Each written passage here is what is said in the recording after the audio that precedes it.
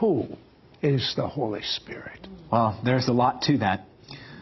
But I like to say that the Holy Spirit is Jesus without boundaries and limitations. The Holy Spirit is Jesus on the cloud, as you would put it in technical terms, like technology.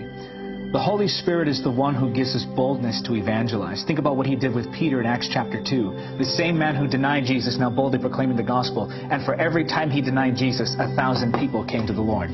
Think about the Holy Spirit and how he stirs faith within the soul, causing us to believe for the miraculous in ways that we would not have otherwise believed.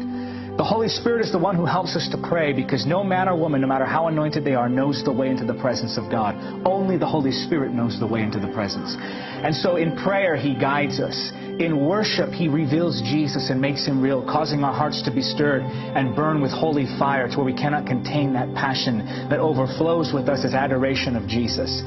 The Holy Spirit is the one who helps us to walk in holiness. So for those who are bound and weighed down by the shame and the sickness that is sin, the Holy Spirit offers freedom. He is the Holiness Spirit, the one who breaks the power and the chains that, even those habits that people have had for years. He breaks those addictions. He breaks those bondages. The Holy Spirit is the one who delivers the captives from demonic oppression.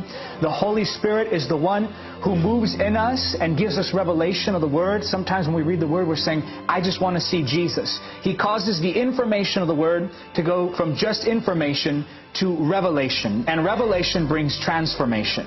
The Holy Spirit is the one who goes with us and gives us the words to speak when we don't know what we should say. In those moments where we're saying, Holy Spirit, help me. I don't know how to win this one to the Lord. I don't know how to speak. The Holy Spirit will stir within you words that come straight from the Father. The Holy Spirit is the one who opens the heart of the sinner, causing them to go from stubborn, stone-hearted individuals to people who bow before Jesus as Lord.